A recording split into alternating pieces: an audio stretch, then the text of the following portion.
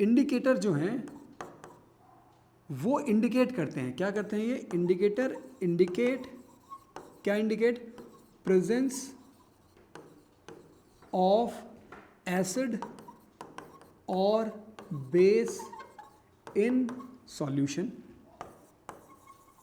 In solution.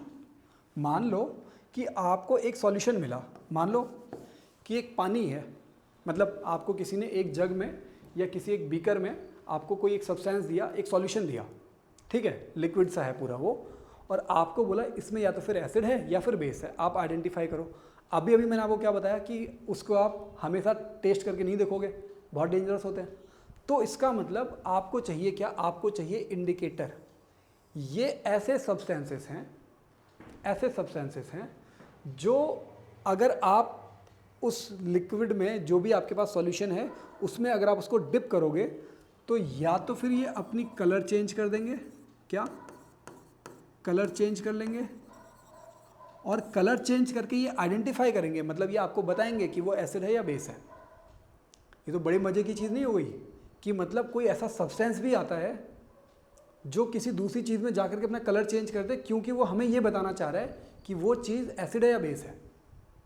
तो ऐसी चीज़ें जो होती हैं जो हमें ये बताएं कि कोई एक सॉल्यूशन के अंदर कोई एसिड है या बेस है, तो ऐसी चीज़ों को जो हमको ये बताएंगे, ऐसी चीज़ों को हम लोग क्या बोलते हैं, इंडिकेटर बोलते हैं, ठीक है ना।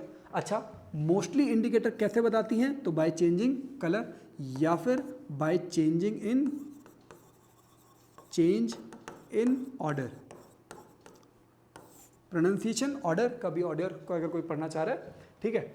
तो ऑर्डर मतलब स्मेल, इसका मतलब हुआ स्मेल। तो इसका मतलब कि इंडिकेटर्स जो है ना वो दो, मतलब जो अभी तक हमको नोन है कि वो अपनी स्मेल चेंज करके बताते हैं कि कोई दूसरा सब्सटेंस एसिड है या बेस है, या फिर वो अपना कलर चेंज करके बताते हैं कि कोई दूसरा सब्सटेंस एसिड है या बेस है। तो ऐसा करने वाली चीज़ों को हम लोग बोलते हैं इंडिकेटर। ये बहुत इंपॉर्टेंट चीज़ है भाई। इंडिकेटर्स के अपने कुछ टाइप्स हैं भाई। इंडिकेटर्स के अपने कुछ टाइप्स हैं, जैसे पहला टाइप क्या हो गया कि नेचुरल इंडिकेटर, नेचुरल इंडिकेटर, और एक हो गया क्या, ये हो गया आपका सिंथेटिक इंडिकेटर, सिंथेटिक इंडिकेटर, ठीक है। तो नेचुरल इंडिकेटर और सिंथेटिक इंडिकेटर। अच्छा, नेचुरल इंडिकेटर कौन कौन से हुए, तो नेचुरल इंडिकेटर जैसे लिटमस हो गया, लिटमस हो गया, या फिर रेड कैबेज लीव्स हो गई, रेड कैबेज लीव्स, ठीक है। और भी होते हैं, कई सारे हैं इसमें, मैं आपको जैसे टर्मरिक हो गया, ठीक है, और यहाँ पे टर्मरिक भी हो गया, टर्मरिक हो गया। फिर और भी हैं इसमें, जैसे कुछ फ्लावर की लीव्स होती हैं, मतलब कुछ ऐसे कुछ फ्लावर्स होते हैं, जैसे ये हाइड्रेंजिया, हाइड्रेंजिया एक फ्लावर है, वो हो गया, या फिर पेटेनिया हो गया। भाई बायो में कुछ नाम हैं जो कि बहुत ज़्यादा मतलब थोड़े याद करने पड़ सकते हैं आपको। एक हो गया ग्रेनियम, ये जो है ना ये होते हैं फ्लावर्स, ठीक है। अच्छा, और भी है फिर इसके बाद भाई नेचुरल इंडिकेटर, जैसे ये जो तीन हैं ये तो कलर चेंज करेंगे भाई, मतलब ये सारे अभी तक जितने भी लिखे हैं ये सारे कलर चेंज करके बताएंगे। कुछ होते हैं जो कि स्मेल चेंज करके बताते हैं, ठीक है।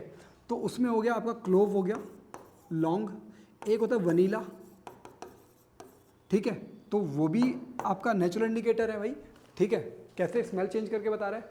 सिंथेटिक इंडिकेटर में कौन कौन से हैं वो समझो।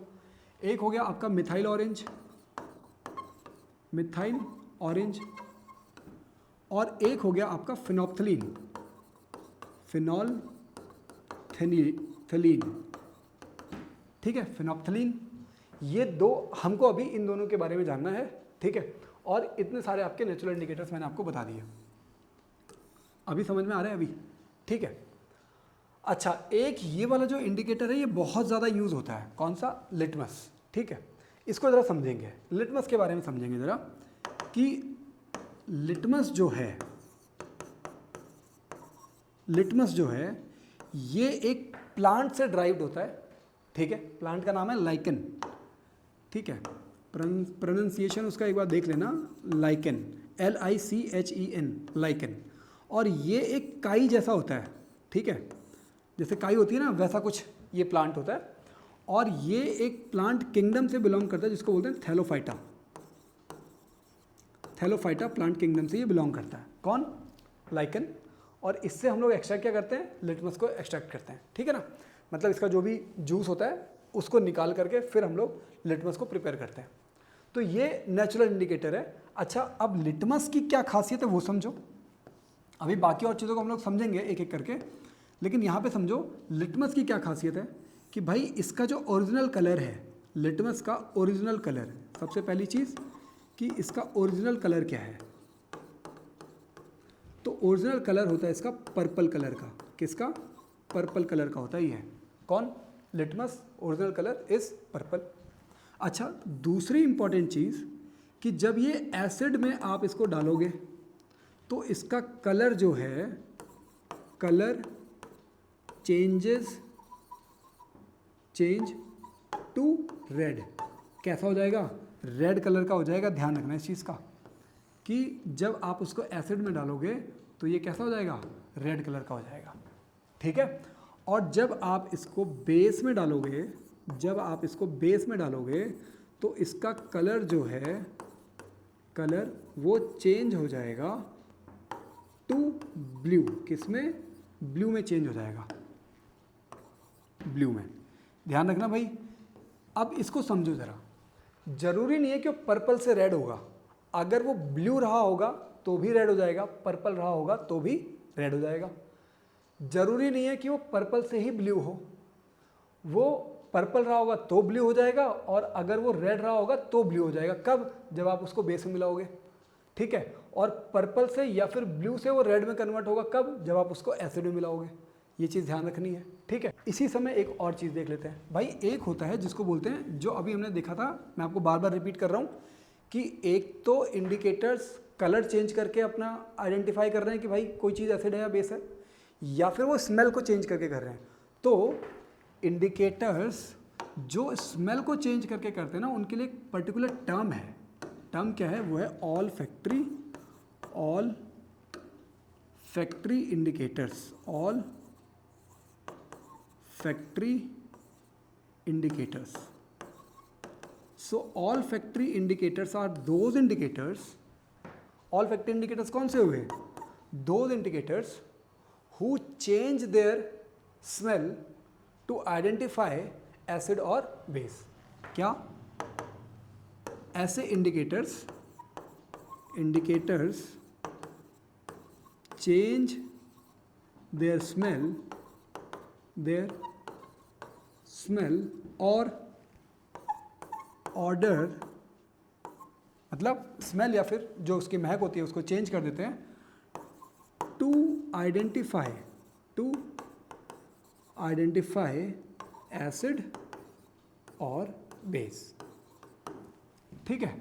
तो ऐसे सब्सटेंसेस जो अपनी स्मेल चेंज कर देते हैं, जो इंडिकेटर्स अपनी स्मेल चेंज करके बताते हैं। बाकी जो इंडिकेटर्स अभी हमने देखा ये तो कलर चेंज कर रहा है, तो नॉर्मल इंडिकेटर बोल दिया इसको। लेकिन जो स्मेल चेंज कर रहे हैं उसको हम लोग क्या बोलते हैं? ऑल फैक्ट्री इंडिकेटर्स बोलते हैं। और इसके कुछ एग्जांपल्स हैं, जैसे क्लोव का मतलब होता है लॉन्ग, ठीक है। तो क्लोव ध्यान रखो। और दूसरा क्या ध्यान रखोगे? दूसरा हो जाएगा हमारा वनीला, मतलब ये बेल जैसी होती है, ठीक है। और मतलब जो आप लोग उसमें वनीला आइसक्रीम भी आती है ना, तो उसका जो वनीला वाला जो टर्म यूज़ हो रहा है जिस चीज़ के लिए, उसी चीज़ की बात चल रही है ये, ठीक है। ये एक पेड़ की छाल जैसा लगता है, ठीक है, बेल जैसी होती है, तो वहाँ से ये निकलता है, ये है वनीला, ठीक है। अच्छा, ये दोनों चीज़ें क्या हैं? ऑल फैक्ट्री इंडिकेटर्स में आती हैं, ठीक है। कुछ इंडिकेटर्स का बिहेवियर किस तरीके से होता है उसको समझ लेते हैं ज़रा, ठीक है। जैसे इंडिकेटर्स में हमने पहले देख लिया लिटमस, दूसरा हो गया आपका फिनोप्थलीन,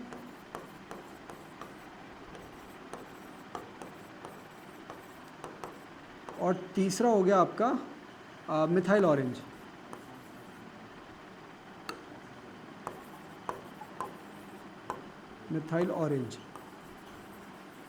ठीक है, हाँ ऑरेंज कलर ही होता है। अब इधर ध्यान दो, आपको ये ध्यान रखना है कि लिटमस अगर किसके साथ, एसिड के साथ अगर रिएक्ट कर रहा है तो ये बन जाएगा कैसा, रेड हो जाएगा। और अगर लिटमस बेस के साथ रिएक्ट कर रहा है ना तो ये हो जाएगा कैसा, बेस के साथ ये ब्लू हो जाएगा। कौन, लिटमस। समझ में आ रहा है अभी? जो फिनोप्थलीन है ये होता है कलरलेस, एसिड्स के साथ ये रहेगा कलरलेस। वैसे भी ये कलरलेस रहता है और एसिड्स के साथ भी क्या रहेगा, कलरलेस रहेगा। ठीक है, और बेसिस के साथ, बेस के साथ क्या हो जाएगा, बेस के साथ ये हो जाएगा पिंक। पानी नहीं होगा अभी तो नहीं लेकर के आए इधर। सो फिनोप्थलीन एसिड्स के साथ होता है कलरलेस और बेस के साथ होता है पिंक। ठीक है, अच्छा मिथाइल ऑरेंज जो है ये नेचुरल जो इसका कलर है वो ऑरेंज कलर का है। जब ये एसिड के साथ रिएक्ट करेगा, एसिड के साथ, तो ये हो जाएगा रेड। और जब ये बेस के साथ रिएक्ट करेगा तो ये हो जाएगा येलो, ये हो जाएगा येलो कलर का। समझ में आ रहा है अभी? येलो, हाँ ये ध्यान रहेगा। अच्छा तो अब आप मुझे एक चीज़ बताओ, आपके पास ना एक टेबल है, बुक में उन्होंने एक टेबल दे रखी है, टेबल 2.1, टेबल 2.1, और इसमें इन्होंने कुछ आपको सब्सटेंसेस लेने के लिए कहा है और यहाँ पे जो दिए हुए हैं ये इंडिकेटर्स दिए हुए हैं। मतलब जैसे रेड लिटमस, रेड लिटमस, फिर ब्लू लिटमस, और उसके बाद फिर फिनोप्थलीन। बातें नहीं करनी है,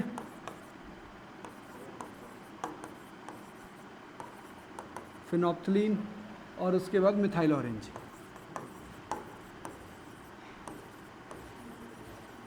मिथाइल ऑरेंज, ठीक है। अब आपको ये बताना है कि इनमें चेंजेस क्या क्या होंगे। ठीक है, अगर मैं कुछ पर्टिकुलर सॉल्यूशंस को लूँगा और इन इंडिकेटर्स की हेल्प से अगर मैं उसको चेक करना चाहूँगा तो आपको ये बताना है कि उनके कलर में क्या चेंजेस आएंगे। समझ में आ रहा है अभी?